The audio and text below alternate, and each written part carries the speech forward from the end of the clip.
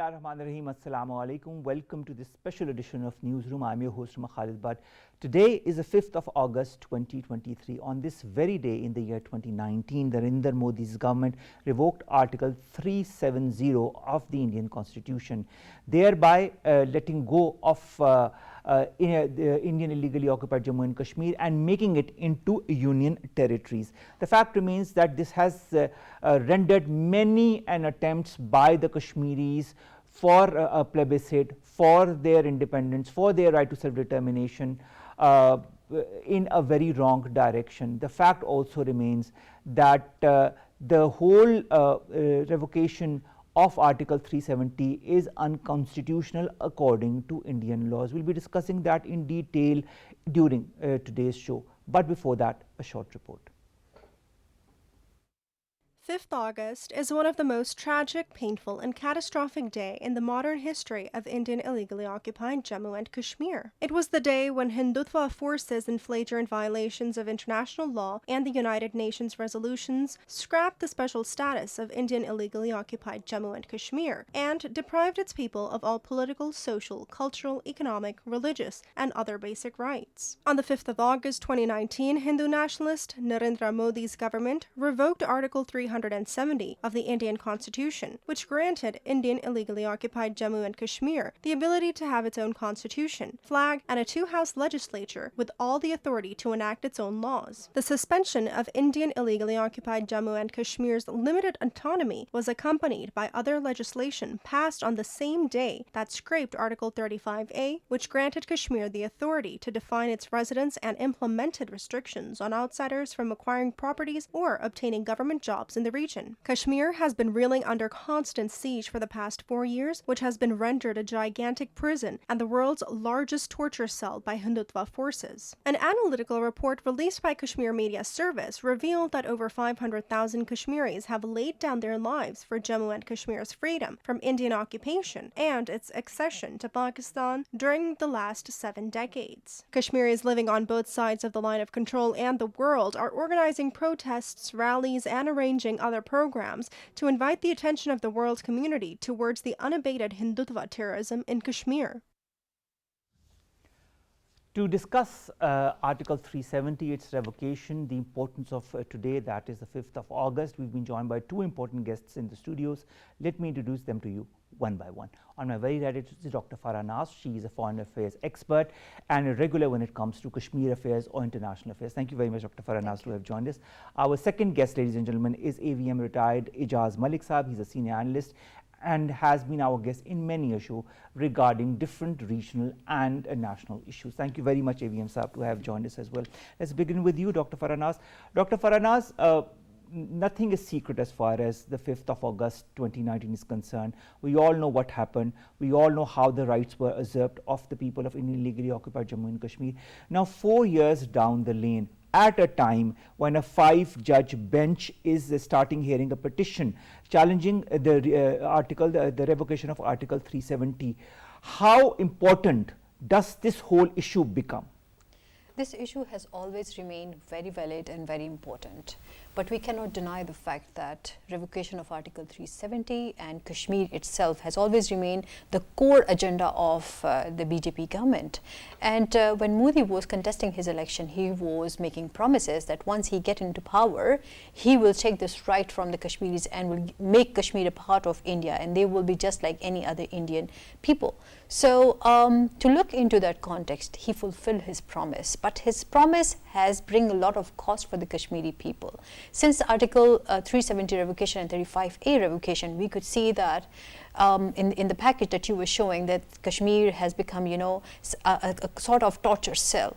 So from that torture cell to taking all the rights from the people and making Kashmiris to be, live on the same way like Indians, which is not actually that is happening over there. It's just an excuse that they are making.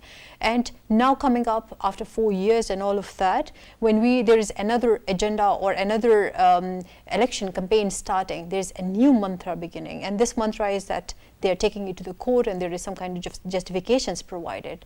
But I kind of afraid to say that probably Modi is again utilizing for his own election and re-election campaign that he has already started. So it's not something new, it's the same notion of, you know, using Kashmir and Kashmiri people for the election goals, objectives and all. We have seen it the way they started it from the revocation, then to the Uniform Civil Code, and then taking the G20 summit over there, the meetings over there, declaring it a territory where Kashmiris have liberty, they have freedom and all of that. What sort of liberty and freedom they are having over there, where there is no internet services provided, where we are not aware of the stories of the Kashmiris getting, you know, known to the rest of the world, where the international laws and agencies, they are not in a position, you know, to take and to get record of all the problems that Kashmiris are facing. Nothing is coming up. Unfortunately, they have been used and misused for election campaigning, and this is what is happening even now. All right, Ijaz Malik sahab, is it a political gimmick? Is it a political tool that the current Indian government is using? I'm talking of Indian illegally occupied Jammu and Kashmir and the different ways of usurping the rights of the Kashmiris there, or do you feel it has much more insinuation than just a political angle to it? No, as Dr. Saab has mentioned, Pakistan bashing and Kashmir handling, it has always been in the central stage of all domestic politics, and particularly run up to elections in India that we have seen. Quite unlike Pakistan, where almost all political parties in Pakistan, they recognize that Kashmir issue is a cornerstone of our foreign policy and regional relations, but it's not an issue per se in our domestic politics. We don't do India bashing in our domestic campaign for election, but this is something which is, you know, listened to, which is manipulated, and which is an integral part, and we see this trend for maybe past 2 decades. It's as old as the real indigenous freedom movement in Indian illegally occupied Kashmir. But EVM sahab, looking at the whole perspective, as you said, this is more or less an integral tool of Indian politics. Do you feel this is a tool that will continue to be used, or do you feel that a point might come or will come when the Indian political or geostrategic tactic vis-a-vis in illegally occupied Jammu and Kashmir or Pakistan might change? In foreseeable future, or at least short to medium term, I would say it will continue because there have to be you know, certain other factors which would retard this you know, the package of atrocities, and these are, you know, not only, I mean, people compare it with the issue of Palestine and Israel, but I think Indians, or particularly BJP, they have gone much beyond that. It's totally insane, but ironically, the world is just keeping quiet. Where are those human rights, you know, champions, and where are the democratic rights of citizens? Where are the women rights? I mean, we keep listening from the superpowers that they want to, you know, they have actually, you know, just giving in the same region. It's not very far off. Once it comes to Afghanistan, they are imposing, you know, the human rights and the women rights and all those issues. And they're frozen their assets. Even when it comes to the Ukraine-Russia conflict, I think there is everything is very subjective when it comes to the Western attitude towards geostrategic politics. Exactly. It is just a blank check, a blanket clearance, because it serves, India is all out to serve their, you know, China containment policy in the region. True, true. But there is so much more to Indian illegally occupied Jammu and Kashmir, and at the forefront is the human rights abuse, Dr. Farah. How callous can an Indian government that calls itself the largest democracy, that calls itself a pluralistic society? I mean, this I've heard this so many times from Narendra Modi's perspective on different locations, whether it be at the G20 summit or the G7 or the other summit. How has the Indian attitude depicted its callous disregard for international law, and how is the world also disregarding this disregard for international law by India? Yeah, it's a very good question, Omar. And I think you answer it in your own question, that how the international system, and particularly the West, they are disregarding the Indian atrocity or their ways of dealing with stuff. Well, if I take it one by one and bits by bits, if it comes to Kashmir, India and Indian democratic government is not different than what they do to their own people. We should not neglect the fact that they are not only dealing Kashmiris this way, but they are dealing the same way with their own people. And from their own people, I mean the citizens of India. They do not care. And unfortunately, the norms of democracy force them that they should abide by human rights, freedom of speech, tolerance towards religious differences, tolerance towards diversity issues, cultural differences and all. I remember this year when they were celebrating the Colour Festival, and in that Colour Festival, the way women were molested and they were tortured, and there were some foreign women as well, and who were really facing the heat of whatever was happening on the streets with them. Who spoke for them? Who came forward and asked that you cannot do this to the women? But when it comes to women in Afghanistan, I'm not saying that women in Afghanistan are not important. They are equally important. So are the women in Kashmir. But you should apply the law similarly in the same way on all the areas across the world, wherever such abuses are happening. Yes, and I believe that the international system, particularly the international law, has to see how they're going to take each case accordingly, and there should be uniformity in the laws for everyone. If it is somebody coming with blue eyes, white skin, or somebody with dark eyes and dark skin, they should be treated one and the same. There shouldn't be any difference based on your ethnicity and origin. But unfortunately, this is what we are seeing. Exactly, and this is why I frequently write about it, that the norms, the system in the international mechanism needs to be revisited, because this is leading towards a racist international system where India is not being, one of the populous country in terms of population, one of the largest country in terms of territory, and a so-called democratic government as well. Nobody is asking them how you're dealing with your own people,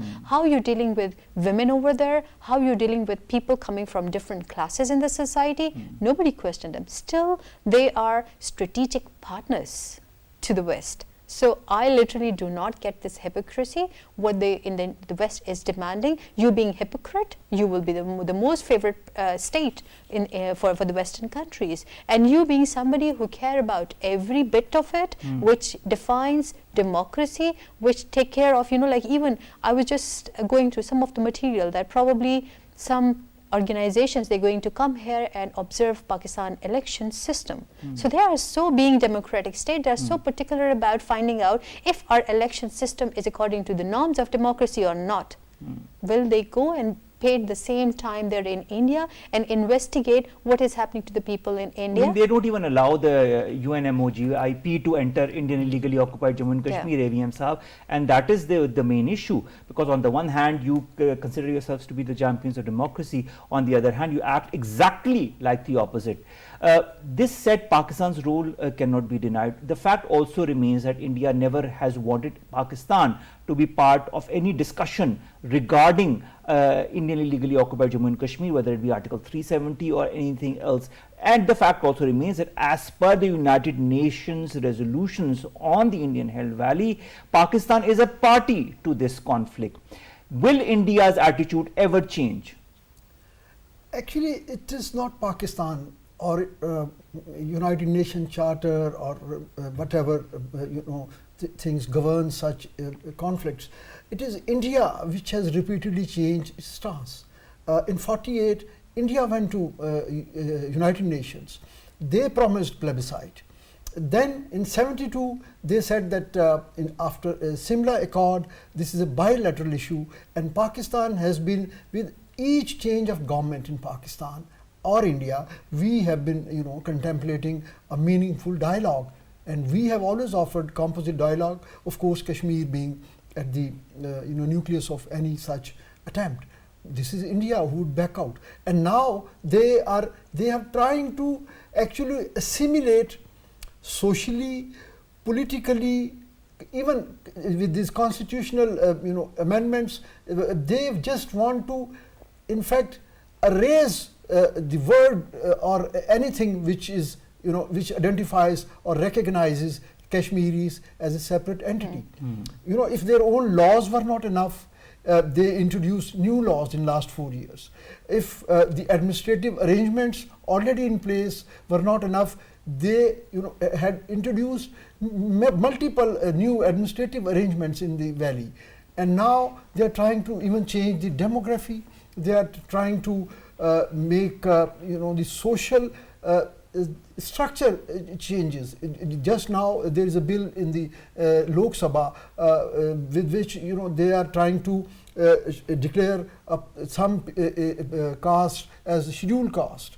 It will again disturb the political or electoral constituencies, wherein they are trying to the Pahari community, which who have a large size of Muslims in that, and they are trying to enhance the valley in two areas. They are working very aggressively. They are relocating Pandits in Kashmir, and secondly, they have changed the certain rules which have allowed them for delimitations per se, which means that they have increased number of seats reserved for the Hindus in Jammu. So ultimately, they want to. It's multi-pronged strategy that they are pursuing. Be it the media, be it the manipulation, be it holding G20 there, or giving statements in all international forums. They just want to make sure that people start getting used to it, and they just forget as if there wasn't any issue in Kashmir for the last 75 years. Dr. Farah, I can totally understand where Ijaz Malik Saab is coming from, but this said, as we speak, the Supreme Court of India is hearing 23 petitions against the revocation of Article 370. They have been put in together and they are being heard. As far as the Article 370 is concerned, the role of the Supreme Court becomes also very paramount. Will the judiciary side with Narendra Modi, or will the judiciary, in your point of view, take a decision that is concurrent with the judicial system and the Constitution of India? Well, a very solid question, and it requires some legal understandings as well, that how strong is judiciary in India. To me, Hindutva is much more stronger than each and every institution in India. According to Hindutva norms, rules, regulations, they don't care about such petitions. Such petitions have always remained invalid and will remain invalid for times to come. And those who can do something about it, who can consider such petitions, is the international institutions who have to put pressure on India, particularly its judiciary, and do something about it. But I doubt they will not come forward and ask India to do something about it, because to them, Kashmiri women, Kashmiri life, Kashmiri freedom does not matter. To them, what matters is Modi stay in power. I totally agree with you on that. We'll continue our discussion, ladies and gentlemen, but we have to go to a short break. Stay tuned.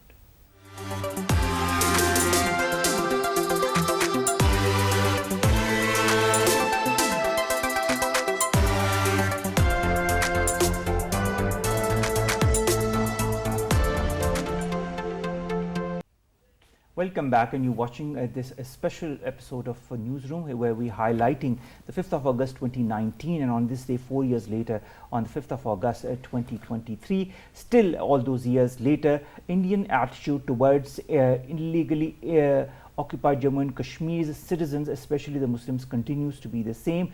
The blatant disregard for the constitution and the rights of the people also continues to be the same.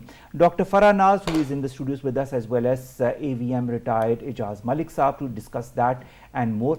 Dr. Farah, when it comes to, we were discussing, these 23 petitions that have been put in the Supreme Court, and the Supreme Court is hearing these petitions against the revocation of Article 370.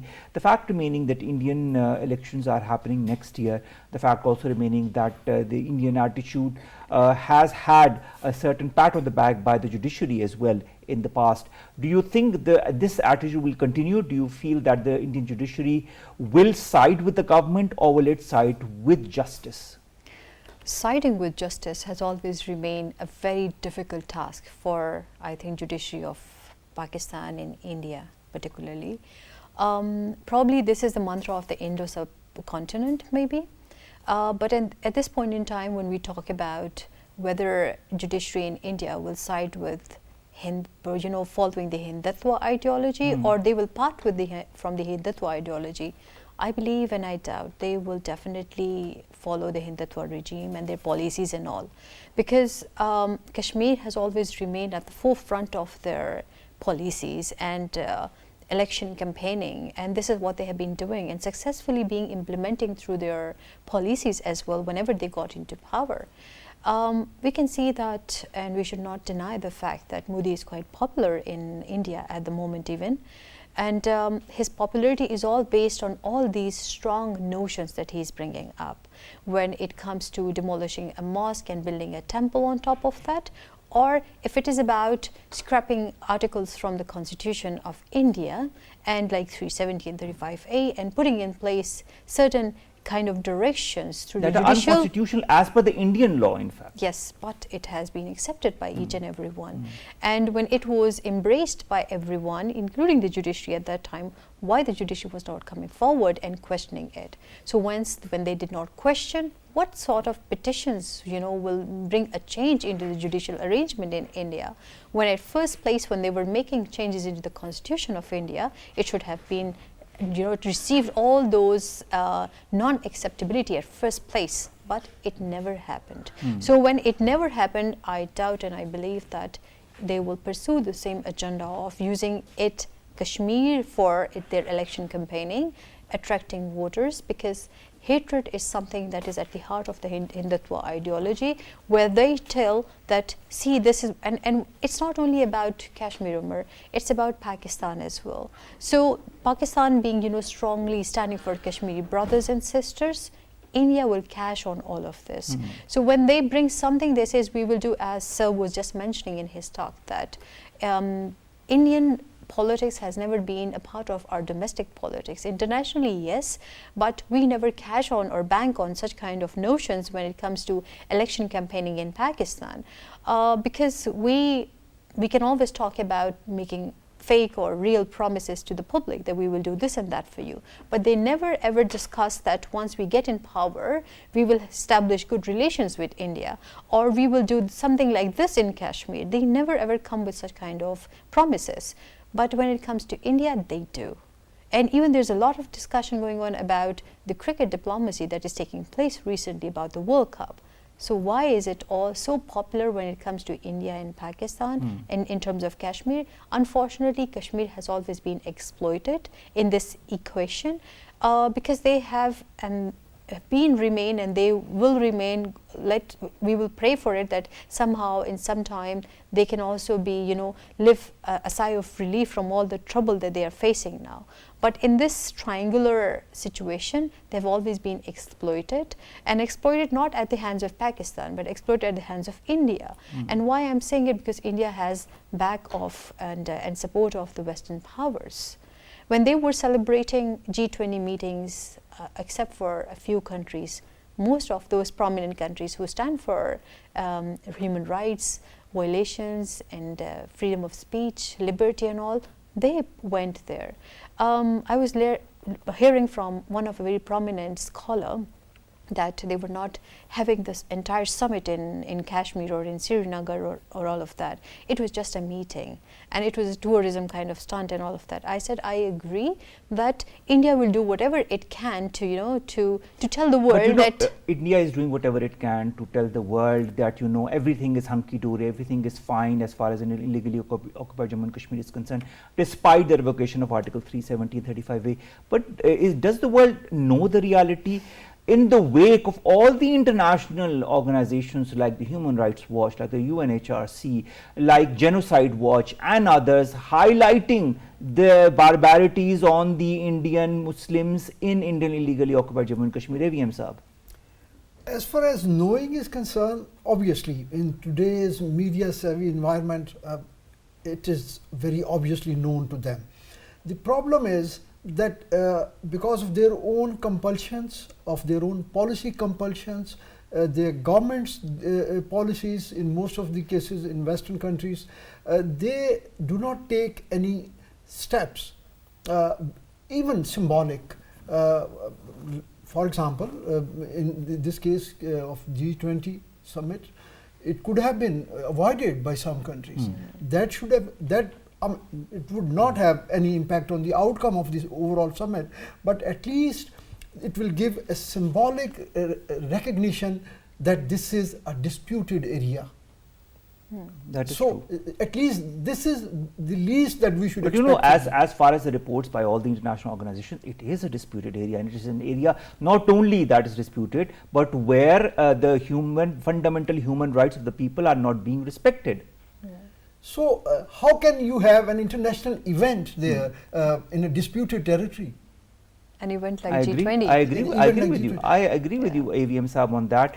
But this said, all the reports that I've just mentioned, as far as the actual situation in the Indian Hill Valley is concerned, do they have any impact whatsoever on the global north, on the countries that matter? Actually, all these things, they ultimately, focus on United Nations, which is a globally representative body of human beings on this planet. But unfortunately, who funds and who controls the dynamics of United Nations? That's the problem. So if it was, an airstrike or a campaign in Iraq or elsewhere where the American interest was involved, a hurriedly passed resolution will give legitimacy to all those actions. But its own repeated and still pending resolution on Kashmir, nobody talks about that.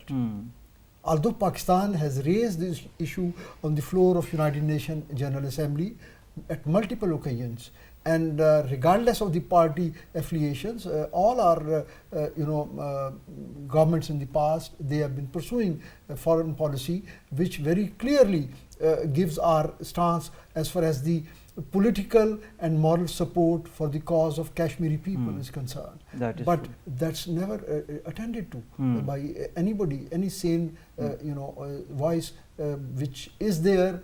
Even in India, there are some people who would talk about because they also feel that their dream of a secular India, a democratic India, India of Gandhi and Nehru, it has been shattered. But what happens to them? You rarely see them on their mainstream media. Dr. Farah, I'd like to refer to the same 23 cases that are currently in the Supreme Court being heard. The Indian government submitted an affidavit in the Supreme Court saying that it had brought unprecedented development, progress, security, stability to the region, which was often missing during the old Article 370 regime. In your point of view, can the Indian government or the Indian forces continue to portray this normalcy in the Indian illegally occupied Jammu and Kashmir Valley under military siege?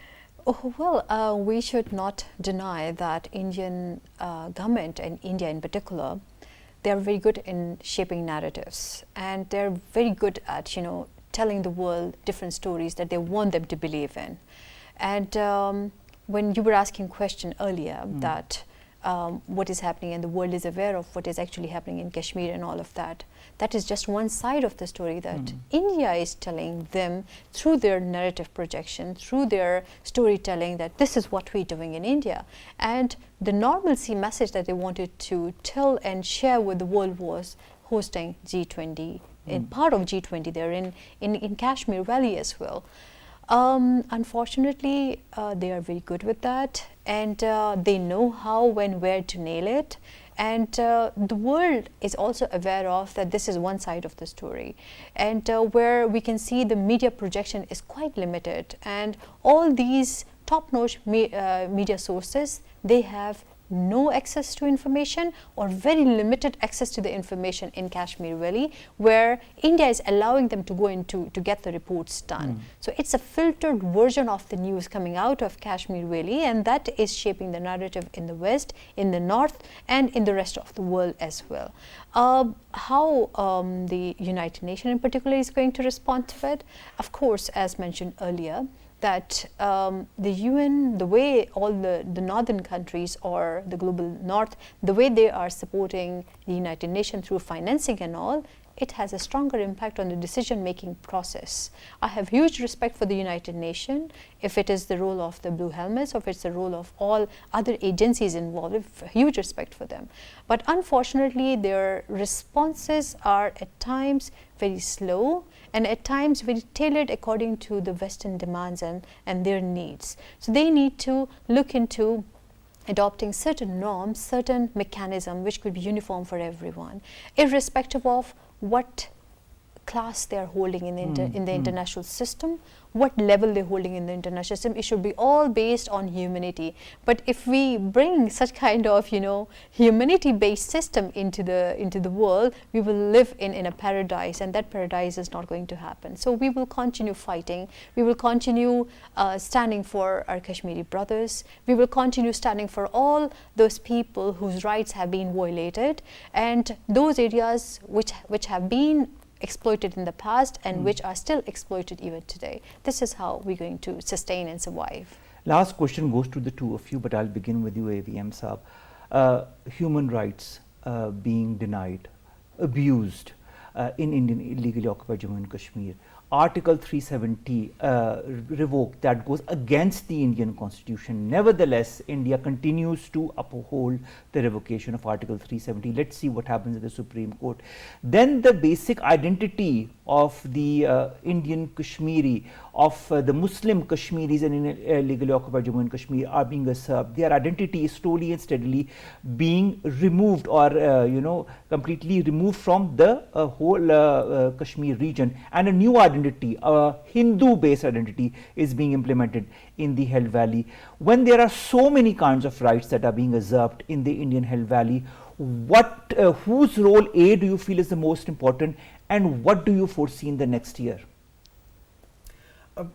I am very positive because this, at the end of the day, whether India recognizes or not, whatever their narrative could be, and obviously they are very successful because they have a huge investment in the media internationally, and plus the policy making corridors in the world, be it Washington or Europe, they radiate a lot of influence there.